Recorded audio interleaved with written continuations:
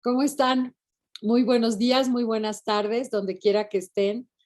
Es un gusto para mí estar hoy con ustedes. Agradezco muchísimo a Fundación SM la posibilidad de coordinar esta mesa, de platicar esta mañana. Mi nombre es Elisa Bonilla, por cierto, y estaremos platicando hoy acerca de los pilares de la educación, este reporte que acaba de lanzar UNESCO en el mes de noviembre, y tenemos dos invitadas fantásticas que formaron parte del equipo, del comité, de la comisión que nombró UNESCO a nivel internacional para desarrollar este reporte. Ellas son Elisa Guerra y Tarsila Rivera, y vamos a escuchar ahora sus semblanzas. Elisa Guerra, México. Maestra en estudios especializados de educación por la Universidad de Harvard y en educación con especialidad en procesos de enseñanza-aprendizaje por el Instituto Tecnológico y de Estudios Superiores de Monterrey. También es licenciada en educación preescolar. Es fundadora del Colegio Valle de Filadelfia, que cuenta con 11 escuelas o centros de desarrollo en 5 países de Latinoamérica. Es directora para Latinoamérica de los Institutos para el Logro del Potencial Humano. En 2015 fue nombrada Mejor Educadora de América Latina y el Caribe por el Banco Interamericano para el Desarrollo. Además, por 2 años consecutivos fue finalista del Global Teacher Prize 2015 y 2016.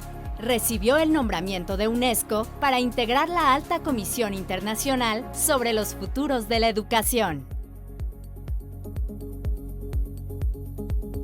Elisa Guerra.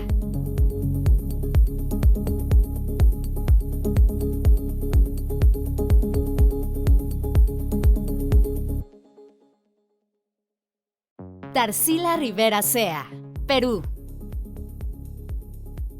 Es una de las activistas indígenas más reconocidas en Perú y el mundo.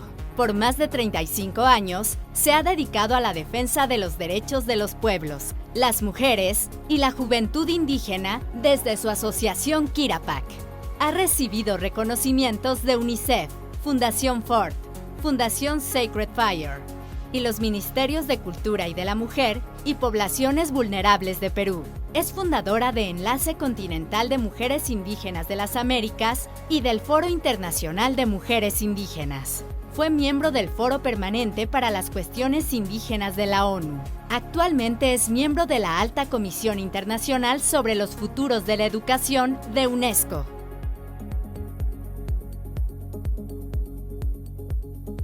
Tarsila Rivera Sea.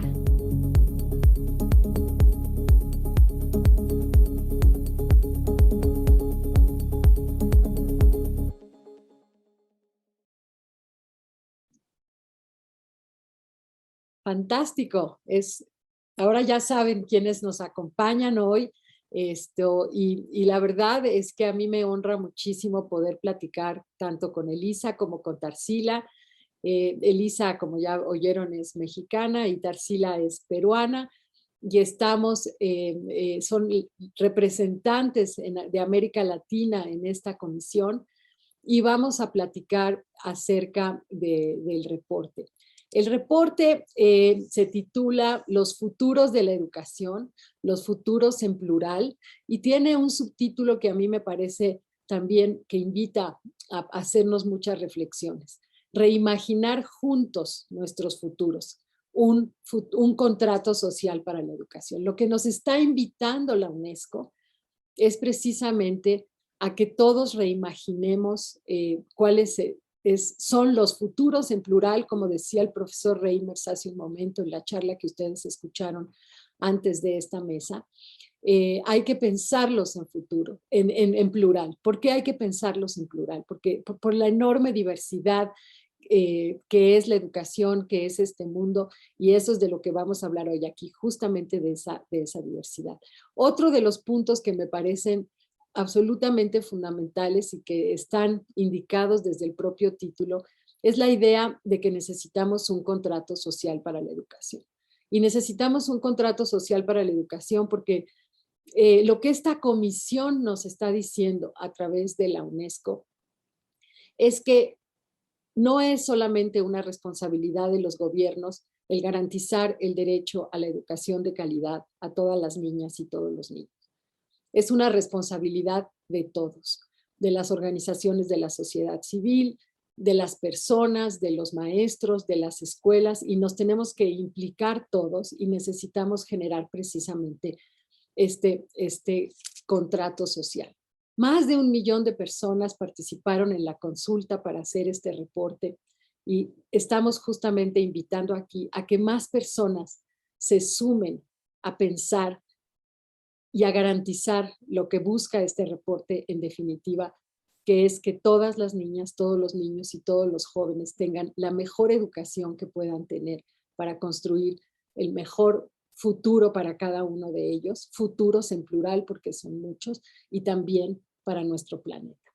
Así es que voy a empezar a pedirles a Tarsila y a Elisa que empecemos esta conversación.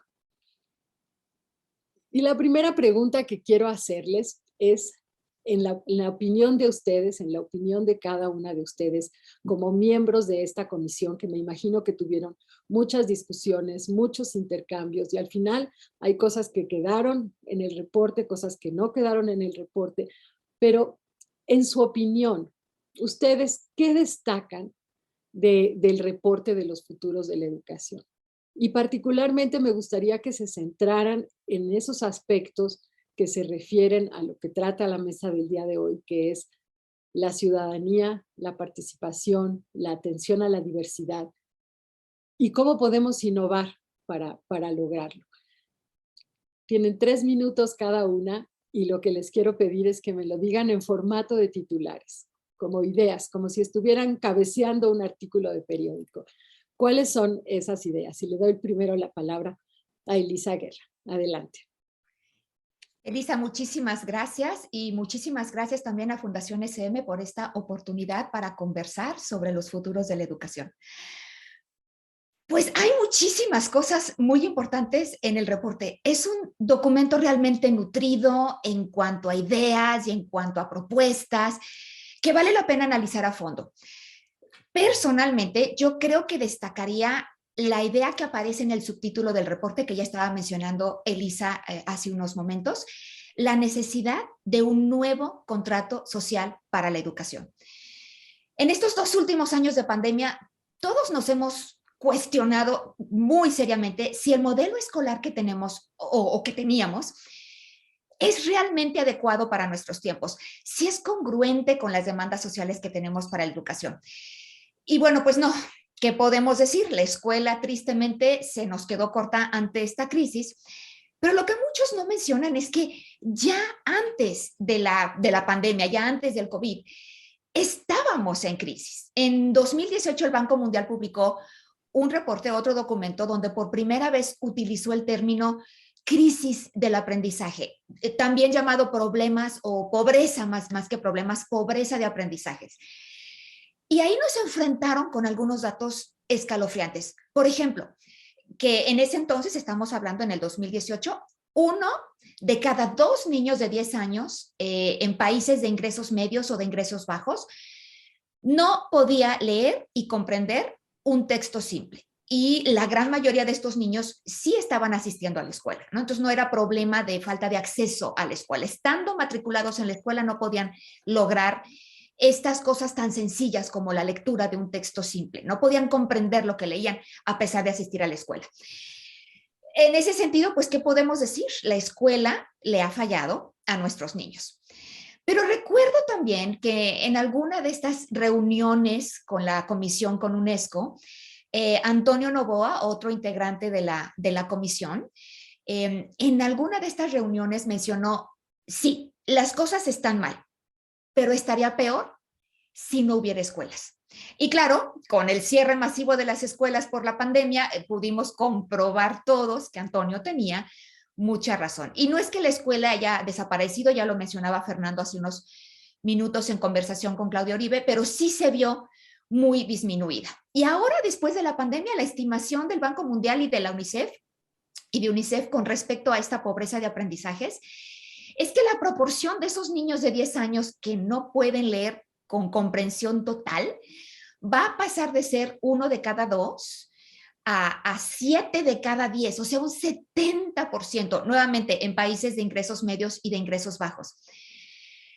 Con esto, pues la pandemia fue realmente una crisis encima de otra crisis. Ahora, la iniciativa de los futuros de la educación de UNESCO surgió, por supuesto, antes de la pandemia y ya desde entonces se reconocía la necesidad de transformar la escuela. Ese sería quizá uno de mis primeros titulares, transformar el modelo que lleva vigente pues unos 150 años más o menos y que es muy similar en todo el mundo independientemente de cada contexto.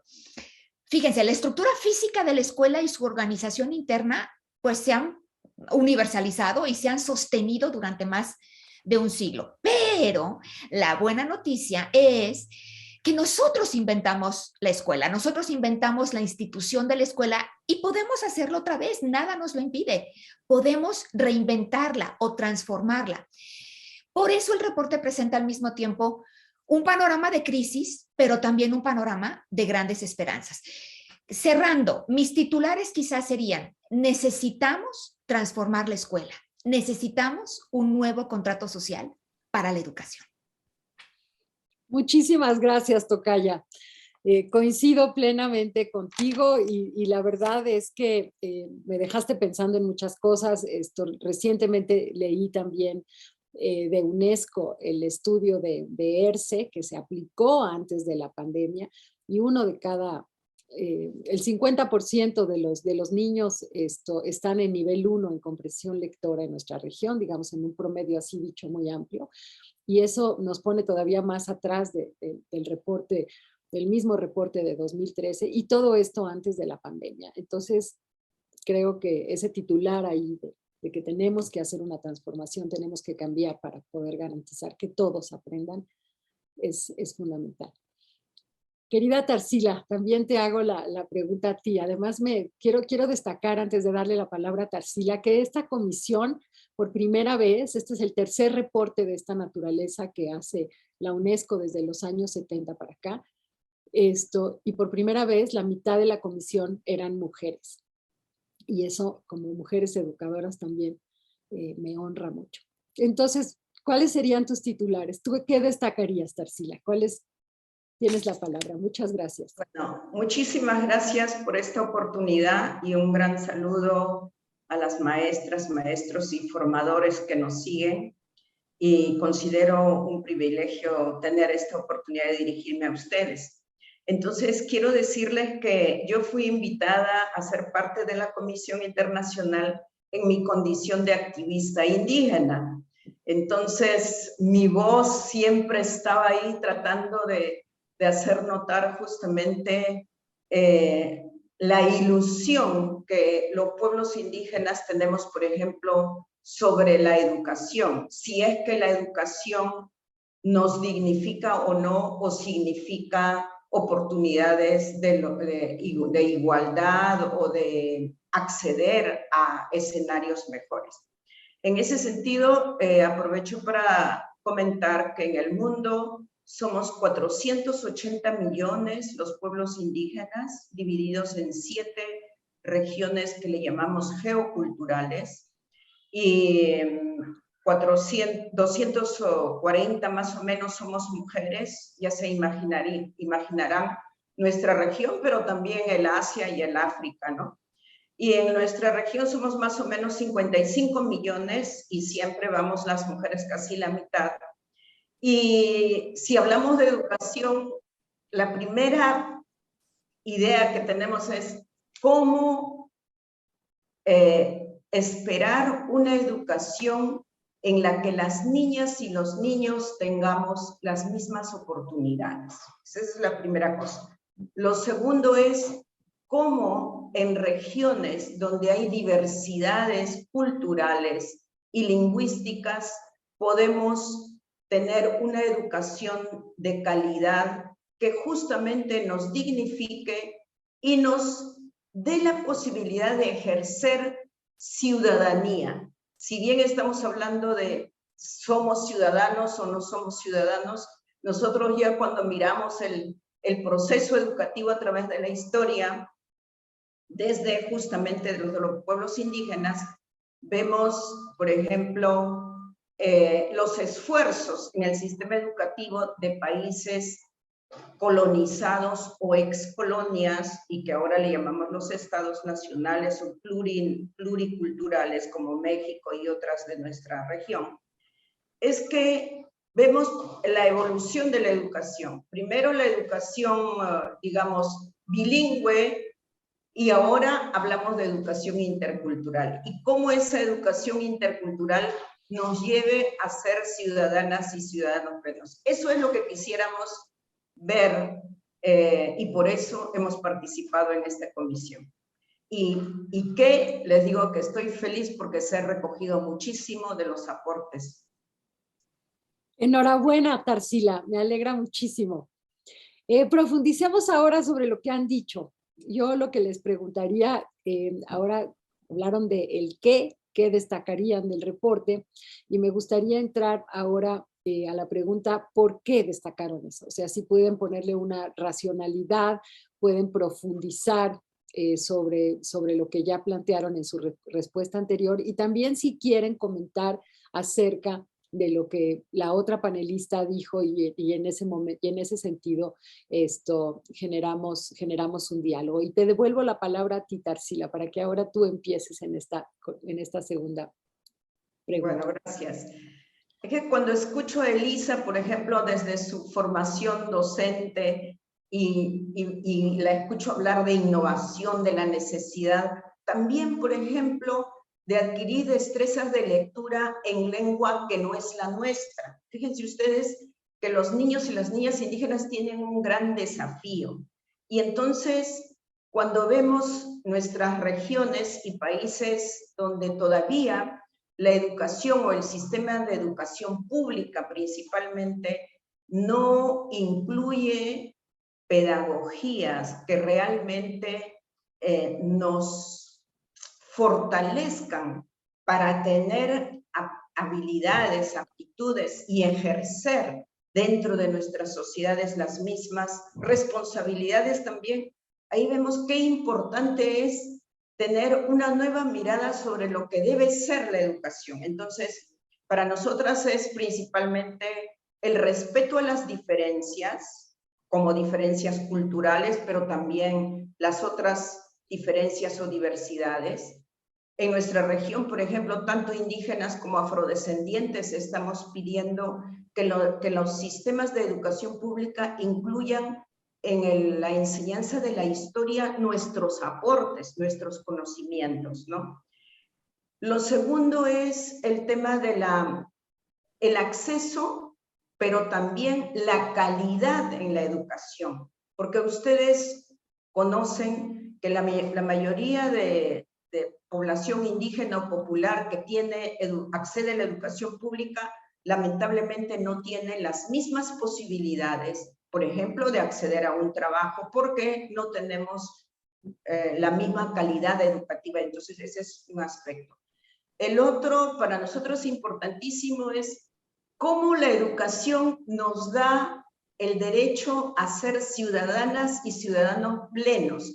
Esta necesidad de reconocerse, reconocer y que la sociedad reconozca y respete esas diferencias, también valorando los aportes y los conocimientos propios. Y quisiéramos ir contra algo que es común en nuestra región y en el mundo, el tema del racismo y la discriminación. ¿Cómo logramos que a través de la valoración de los derechos humanos y los aportes de las diversidades podamos realmente construir sociedades de respeto mutuo, en el que todos tengamos oportunidades plenas a la economía, a la participación política, y sobre todo las niñas y las jóvenes indígenas que siempre están en un escalón menor que los varones? Entonces siempre estamos mirando desde lo intergeneracional, género, interculturalidad, porque aspiramos a sociedades en las que el diálogo de los conocimientos y aportes sea una realidad, sobre todo mirando lo que pasa en el mundo con el tema, por ejemplo, del cambio climático y los aportes de los conocimientos de los pueblos indígenas. Muchas gracias, Tarsila. Coincido plenamente contigo en todo lo que has dicho, pero destacaría mucho la idea del derecho a la educación, pero una educación de calidad y entendiendo este derecho como un derecho habilitante para todo lo demás, ¿no? Y eso lo destacas tú con mucha claridad. Gracias. Le doy la palabra ahora a Elisa para que nos plantee y argumente las razones de por qué escogió destacar sus titulares en la primera pregunta. Adelante, Elisa, gracias. Gracias, Elisa. Bueno, mis titulares eran: necesitamos transformar la escuela y necesitamos un nuevo contrato social para la educación. Ahora, si hablamos de que necesitamos un nuevo contrato social para la educación, bueno, eso implica que ya tenemos un contrato social, ¿no? Que necesitamos renovar, que ya estamos operando bajo ese contrato social. Yo quisiera tomar este tiempo para explorar un poquito el contrato social que tenemos en este momento, en dónde estamos, ¿no? ¿Qué implica este contrato social vigente, por decirlo de alguna manera? Antes que nada, este contrato se basa en un modelo de escuela del siglo XX que surgió pues tras las primeras revoluciones industriales, muy enfocado en el desarrollo de las naciones, y en su momento pues este modelo podrá haber atendido con mayor o menor eficiencia las demandas sociales que en ese tiempo existían, ¿no? La cosa es, queridísimos colegas, pues que el mundo que tenemos ahora es muy diferente al mundo de hace 150 años. Caray, si es diferente al mundo de hace 2 años, imagínense ustedes de hace 150 años. Y hace unos momentos estábamos hablando de la crisis del aprendizaje agravada después por la crisis de la salud en la pandemia, pero esta crisis también se complica aún más por otras crisis o por lo que Fernando Reimers decía hace momentos en conversación con Claudia Uribe, los retos de este momento, la inequidad social y económica, el cambio climático que ya estaba mencionando también Tarsila, la debilitación de la democracia en algunas regiones del mundo, por supuesto, la disrupción de la tecnología, la violencia, las crisis migratorias. ¿Qué les digo, queridísimos? Es el cuento de nunca acabar. Y la educación, pues bien, gracias, ¿no? La educación que podría ayudarnos, por ejemplo, a erradicar esos prejuicios, el racismo, las injusticias de las que estaba hablando Tarsila en este momento, a veces hace todo lo contrario, los ratifica y los solidifica. ¿Qué podemos hacer entonces? Bueno, en el reporte hablamos de 5 principios que están muy arraigados en este contrato social vigente, en este modelo de escuela que necesitamos repensar. Y esos 5 principios son: 1, que los niños y jóvenes en este modelo que tenemos acuden a las escuelas en grupo para aprender juntos. Pero en realidad lo que están haciendo es que reciben las lecciones sentados uno al lado del otro, pero seguimos privilegiando en nuestras escuelas los logros individuales, ¿no? Entonces, en realidad no están aprendiendo juntos nuestros niños, están aprendiendo sentados uno al lado del otro, pero cada quien en su propio caminito. Un segundo punto, una segunda premisa es que el currículo o lo que aprendemos está organizado como una parrilla, como una cuadrícula, ¿no? Imaginemos aquí una cuadrícula. Aquí en este cuadrito están las matemáticas, acá por acá está la lectura, por acá están las ciencias, un cuadritito chiquito por acá, por otra esquinita a lo mejor son las artes, ¿no? Y todas estos cuadritos o materias están compitiendo con otras materias, con otros cuadritos por el tiempo de los estudiantes y de los docentes, ¿no? A ver quién es más importante aquí, me los imagino peleándose y haciendo acá su fiesta de cuadritos. Bueno, nuestros currículos no solo están desintegrados, cuadriculados, sino que también muchas veces pues son muy poco atractivos. A todas las crisis que ya mencionamos, añadamos otra, por favor, que es la crisis de la relevancia de los contenidos educativos, ¿no? Como segundo punto. 3, la profesión docente, que sigue siendo una profesión pues más o menos solitaria. Si los estudiantes no aprenden juntos, pues los docentes tampoco están enseñando juntos. Y fíjense qué paradoja. Al mismo tiempo que proclamamos, sobre todo ahora con la pandemia, ay, que los maestros son superhéroes, que hacen una labor importantísima, bla, bla, bla. Por el otro lado, seguimos pagándoles poco, seguimos negándoles libertad, agencia, autonomía. Es como si con una mano los elevamos y con otra mano los oprimimos, ¿no? Cuarto punto, dividimos a los estudiantes por edades y por grados, buscando homogenizar los grupos lo más que se pueda, en lugar de diversificar, ¿no? Lo más parejitos que se pueda. Y los metemos en salones de clase, los cuadriculamos también a los estudiantes. Y de aquí nos saltamos al quinto punto, que es la estructura física de las escuelas, ya lo mencionaba en mi primera intervención. Piensen ustedes en los salones de clase típicos y en general en el edificio de la escuela, en la organización de las escuelas mismas, son muy similares en todo el mundo. La cuadrícula de la escuela, así como la parrilla cuadricular, también tenemos esta como cuadrícula escolar, como si hubiéramos hecho un molde y de ese molde hubiéramos sacado el modelo de escuela para casi todas las escuelas del mundo, ¿no? Estas son algunas de las cosas que hacemos entre muchas. Y el reporte lo que busca es generar conversaciones en torno a estos temas para empujarnos a hacernos 3 preguntas. ¿Qué cosas de las que hacemos debemos de seguir haciendo? ¿Qué cosas deberíamos dejar de hacer? ¿Y qué cosas tendríamos que desechar por completo y que reinventar por otro lado, ¿no? Y eso es algo que podemos destacar en el reporte, que no pretende responder estas preguntas, sino provocarlas. Es un documento vivo. Nos llevamos 2 años en elaborarlo, pero el trabajo real apenas comienza. Buenísimo, tocaya.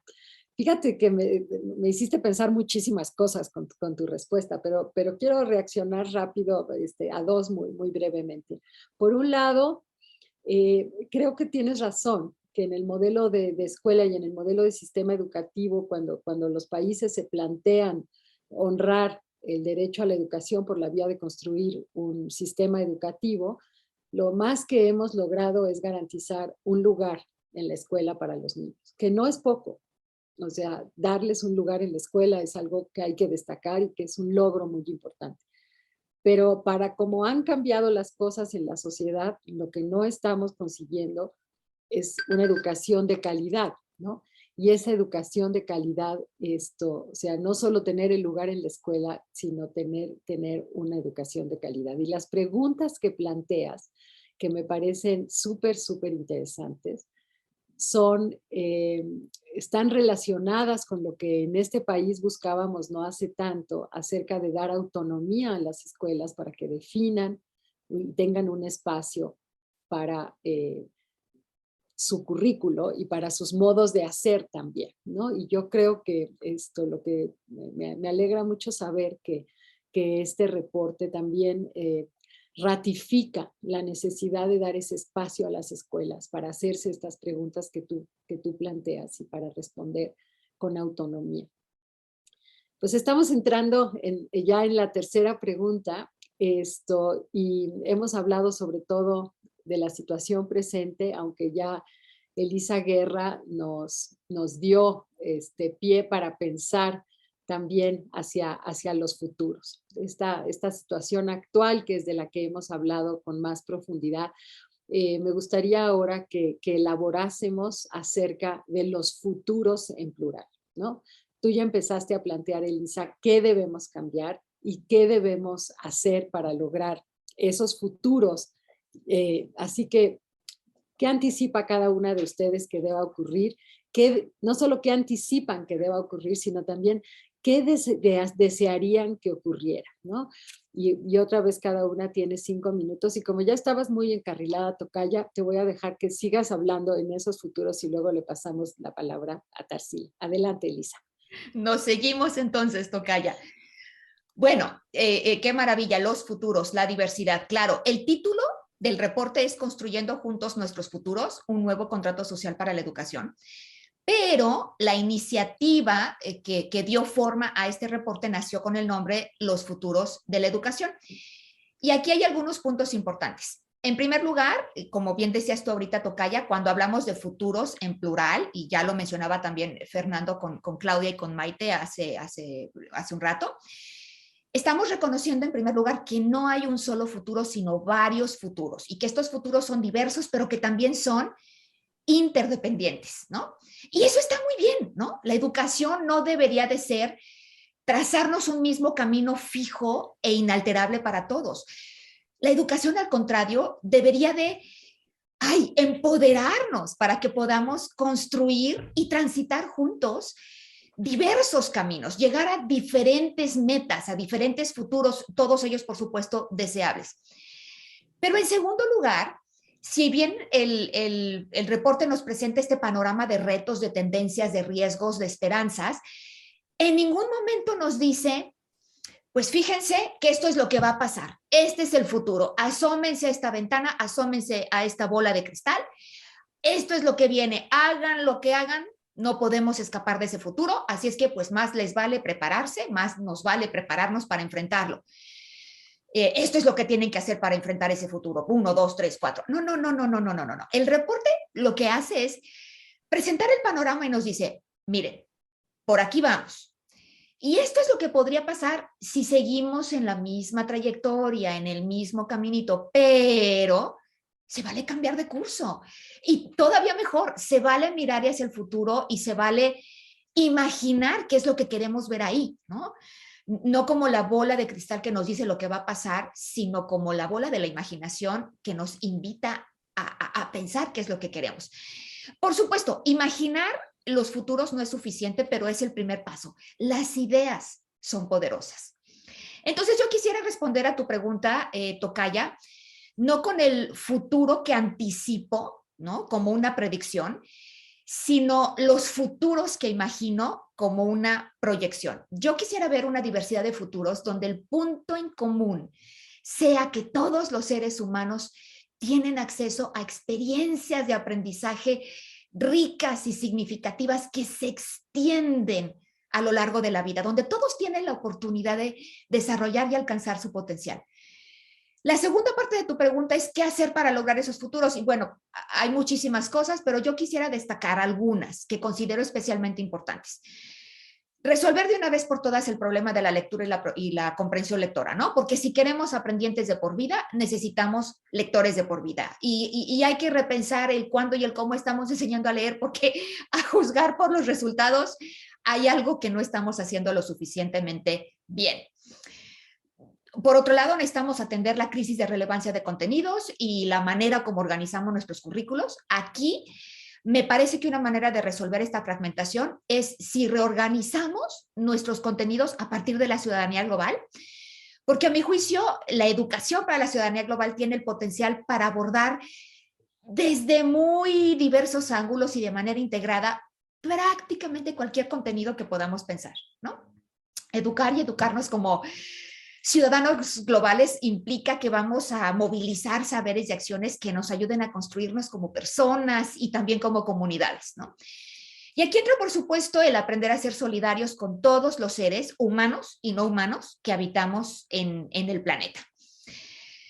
Otro más sería, pues no cortar las alas a los docentes que quieren, a los docentes y decentes que quieren innovar, por miedo no sé, a perder el control. Claro que hay riesgos en la innovación, pero son riesgos controlados y el potencial de mejora es muy amplio.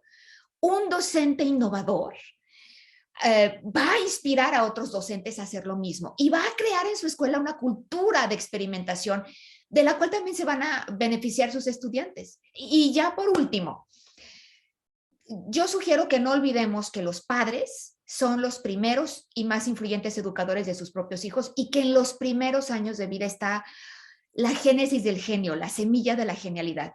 Y no uso este término, genialidad, como una condición exclusiva para unos cuantos, sino como una verdadera posibilidad para todos. Si queremos que realmente todos los seres humanos tengamos la oportunidad de alcanzar nuestro potencial, necesitamos asegurarnos de que todos nuestros niños vivan en un entorno que les anime, que les ayude a estar seguros, a ser felices, para que puedan llegar a ser brillantes.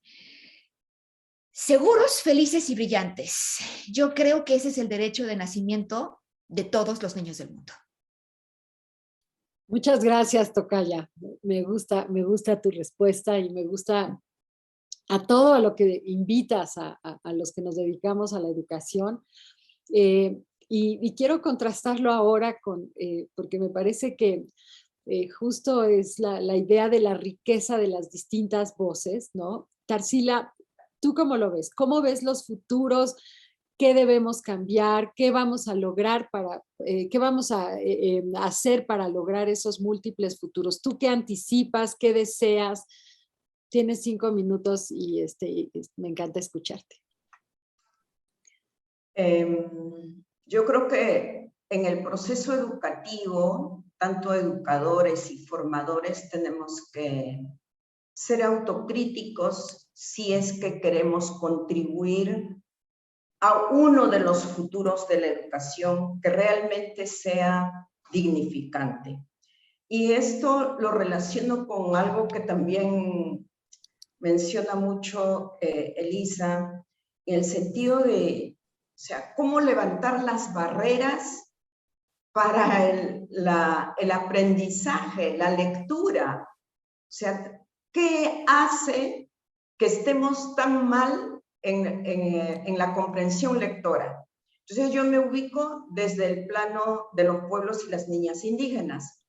Y ahí tenemos mucho que superar para construir uno de los futuros. O sea, un futuro educativo incluyente, dignificante, que valora y recoge conocimientos propios y forma una ciudadana, un ciudadano en una sociedad plural, ¿no es cierto? Eso me parece importante, no solo en uno de los niveles educativos, sino en todos los niveles. Y por eso el reporte, por ejemplo, recoge este concepto de educación de calidad a lo largo de la vida. Entonces, sí, las características de las niñas y los niños desde la educación inicial, primaria, secundaria y superior. O sea, no pensar que hay una sola forma y tenemos un solo tipo de estudiante. Entonces, para mí, ese es un aspecto importantísimo. Lo segundo es, por ejemplo, en las oportunidades educativas que se brindan, cómo superamos también las barreras del acceso a la tecnología. Porque si algo nos mostró tan descarnadamente la pandemia, es justamente unos tienen acceso y otros no tienen. Y sin embargo, las leyes para seguir con las clases es igual para todo el mundo. Entonces, esa barrera, por ejemplo, cómo en este futuro, que es uno de los futuros para la población indígena o popular, puede ir superando esa barrera para acceder a la tecnología. El otro aspecto es también acceder a la ciencia. O sea, no solo hasta un nivel, ¿no? Bueno, ya tienes la primaria, la secundaria y ya no importa más, no. Sino tener el derecho de seguir creciendo, de seguir aprendiendo y también compartir conocimientos en el diálogo de las ciencias. Para mí eso es lo más importante y que todo esto, por supuesto, nos lleva al diálogo, me parece también, de diferentes formas de educación, de diferentes formas de construirse, ¿no? De ejercer derechos. Y en ese proceso, también los pueblos indígenas pensamos que tenemos que hacer el esfuerzo de aportar a uno de los futuros de educación. ¿Cómo sería una propuesta dignificante, intercultural y respetuosa desde los pueblos indígenas y las culturas indígenas? Eso es un aspecto importante, reconociendo que estamos en estados justamente plurinacionales, en el que las diferencias deberían convertirse en fortalezas, ¿no? No en barreras que nos dividen, nos enfrentan, no, sino en fortalezas. Porque cada cultura, cada pueblo y cada sociedad, diría yo, cada uno de nosotros tiene mucho que aportar, pero uno de los futuros de la educación es justamente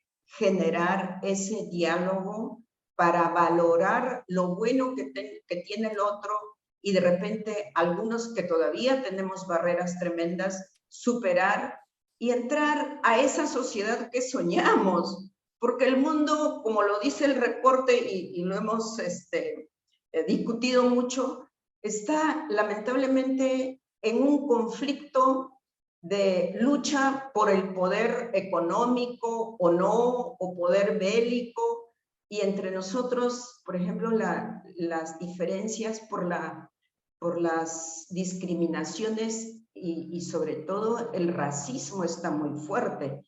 Y el racismo no solo relacionado con lo racial o étnica, sino con la cuestión más relacionada con la distribución de recursos, con las oportunidades de participación en las decisiones de lo que corresponde a nuestro país, ¿no? O sea, soñamos y consideramos que la inversión desde los estados y desde los sectores privados, pero también desde, como lo hemos llamado, esto que debe ser una preocupación común, o sea, debe ser una preocupación pública de construir formas de educación con oportunidades dialogantes, respetuosas, para ir erradicando todas las barreras que tenemos ahora. Gracias. Bueno, la verdad es que nos vamos acercando al final y hay muchas ideas que se han vertido aquí, muy interesantes todas.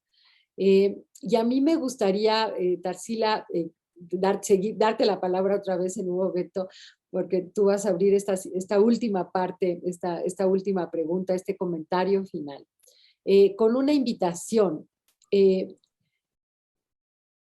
Si la invitación que hace la UNESCO, si la invitación que hacen ustedes como integrantes de la Comisión de los Futuros de la Educación de UNESCO, es para generar este gran diálogo masivo, ¿no? ¿Cuál sería su comentario final? ¿Qué le dicen a todas esas personas, a todos esos educadores como nosotras que están, educadoras y educadores que están en todas las partes del mundo, en particular en nuestra región de América Latina? ¿Qué hacer? ¿No? Elisa Guerra ya mencionó algunas cosas, pero ¿cómo nos organizamos? ¿Qué hacemos para generar estos diálogos, para difundir, para que no se quede el reporte en letra muerta que uno puede leer individualmente o no, pero luego no pasa nada, ¿no? O sea, queremos que este reporte no sea solamente un muy buen documento, muy bien escrito, que nos haga pensar en lo individual, pero queremos mover a la acción. O sea, yo pienso que este reporte es una invitación a la reflexión, por supuesto a la lectura, pero es una invitación a la acción. Entonces, cerremos esta mesa que me ha gustado mucho, hablando y invitando a los que nos están viendo y a los que nos puedan ver después cuando quede el video para volverse a ver en qué hacer. Y te doy la palabra a ti, Tarsila, que te corté un poco abruptamente, perdón. Gracias, no hay problema. Yo creo que todos los que trabajamos en el reporte lo hicimos con la esperanza de inspirar a docentes, a formadores, pero también a todos los involucrados en el proceso educativo y al Estado con mejor inversión, ¿no es cierto? Y sobre todo pensar en la inversión como un derecho para ser mejores y construir ciudadanas y ciudadanos plenos. Para nosotros, desde los docentes, desde los educadores, nos gustaría que pudieran reflexionar justamente cómo ellos tienen esa responsabilidad tan grande de formar personitas que empiezan pequeñas y luego van a tener responsabilidades en los diferentes escenarios de nuestros países, como cuando van a ejercer el derecho político. Entonces, educación dignificante, generando oportunidades y respeto entre todos es para mí importantísimo. Ojalá que inspire ese documento y nos toca difundir por los rincones del mundo. Muchas gracias. Muy alentadora y muy invitante tu último comentario. Muchas gracias, Tarsila, y muchas felicidades por el trabajo que has hecho. En 2 años de intenso trabajo porque este reporte exista. Querida tocaya, ¿cuál sería tu comentario final? ¿Cómo invitarías a abrir el diálogo y a seguir sobre este reporte? Gracias, tocaya. Me encanta que digas, no queremos que este reporte se quede en la mesa y ahí se acabe, ¿no? Pero entonces, ¿qué sigue? ¿Qué hacemos a partir de ahora? Pues para todos los que nos escuchan, yo creo que hay por lo menos 2 caminos que podemos seguir, ¿no? Y no quiere decir que es uno o el otro, pueden ser los 2. En primera instancia, a nivel conceptual, pueden ustedes organizar al interior de sus colectivos escolares, de sus comunidades, pueden organizar discusiones como esta que estamos teniendo, presenciales o virtuales, y a lo mejor elaborar sus conclusiones o hacer escritos sobre lo que estas ideas les están generando en su propia práctica, y enviar estos escritos, estas conclusiones, estos eventos a la página de UNESCO, la página de los futuros de educación. Hay ahí una pestaña donde dice participa, y ustedes pueden registrar estas iniciativas que estén llevando a cabo para como dice Tarsila, difundir estas ideas a lo largo y a lo ancho del planeta.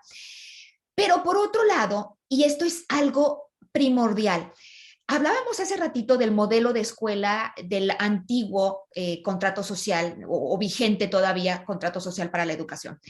Pero no quiere decir que todas las escuelas en todo el mundo están ahí. Ya hay muchas experiencias innovadoras alrededor del mundo. A mí me hubiera encantado que hubiéramos podido tener en el reporte como pequeñas historias, pequeñas capsulitas que ejemplificaran las ideas que estábamos presentando. Y bueno, fue algo por lo que abogué mucho, pero evidentemente si el reporte tiene 200 páginas, pues habría tenido 1500 y a lo mejor todavía muchas más. Era realmente muy poco, muy difícil de lograr en un documento como el que expresamos. Pero eso quiere decir que la práctica, el traducir estas ideas a la práctica, es algo en lo que necesitamos su ayuda, ¿no? ¿Cómo se ve en el aula todo esto de lo que hemos estado platicando el día de hoy? Ustedes que están en el aula son quienes mejor nos pueden decir. Entonces, compartan, por favor, estas ideas. Nunca ha habido un mejor momento para innovar que este momento, porque la pandemia nos resquebrajó, nos quebró, ¿no? A nuestros sistemas educativos, pero al mismo tiempo también derribó muchas barreras de resistencia al cambio. Y entre esas grietas que quedaron está la oportunidad de reconstruir, ¿no? La conversación no es para que termine aquí, es para que apenas comience aquí. Por eso es que finalmente esta es una invitación que sigue abierta para realmente construir juntos los futuros que el día de hoy hemos imaginado. Gracias, Tarsila y Elisa, por esta conversación, y gracias nuevamente a Fundación SM por hacer posible este espacio. Muchas gracias, tocaya, por tu respuesta, por tu entusiasmo, por lo claro con lo que invitas también a todos a participar. Yo también les quiero agradecer muchísimo, Tarsila, Elisa, y quiero invitar al público que nos está viendo a que no eche en saco roto esta invitación. Lo que estamos ofreciendo aquí y lo que abre Fundación SM en este espacio de la mano de la UNESCO es a que seamos capaces de transformar entre todos la educación, por el bien de las niñas, los niños y los jóvenes, y por el bien de este mundo que está siendo muy, muy necesario. La pandemia lo ha hecho muy patente, pero como ustedes también ya han dicho, también ha abierto caminos que no teníamos abiertos. Así que trabajemos entre todos por tener un mejor contrato social y por ponernos de acuerdo, porque lo que quiere decir el contrato social precisamente es llegar a una nueva forma de organización, a un nuevo acuerdo que tenga cohesión social, que tenga el respaldo de todos. Muchas gracias. Ha sido un placer. Hasta pronto.